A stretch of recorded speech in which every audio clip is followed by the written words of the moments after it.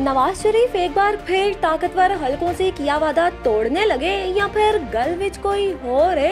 मामला ये है कि बड़े मियाँ साहब ने एक बार फिर रिटायर्ड जज जर्नैल मुखालिफ बयानिया शुरू कर दिया। कहने लगे हमें हटाकर इमरान खान को लाने वाले इतने ही जिम्मेदार हैं जितना इमरान खान खुद है, और इस पर भी नहीं रुके। मजीद कहा कि जजों को साजिश का हिस्सा बनकर मुल्क पर कुल्हाड़ा चलाने की क्या जरूरत थी। अब बज़ाहिर तो ये जज जर्नैल मुखालिफ बयानिया है जिसे ना अपनाने की मुबैना यकीन दहानी कराई थी बड़े मियाँ साहब ने। तो फिर ये यू टर्न क्यों, और इस यू टर्न से क्या नुकसान हो सकता है नवाज शरीफ को? तो दोस्तों, अगर तो ये वाकई यू टर्न है तो इसका मतलब ये है कि नवाज शरीफ की ताकतवर हलकों से एक बार फिर बिगड़ गई, और इस बिगड़ने की वजह जरदारी साहब की जादूगरी भी हो सकती है। मतलब मियाँ साहब नहीं बनने जा रहे वजीर आजम, या फिर दूसरी सूरत ये हो सकती है कि नवाज शरीफ को लग रहा है कि चौथी बार वजीर आजम की कुर्सी तक उनकी रिहाई मुश्किल है,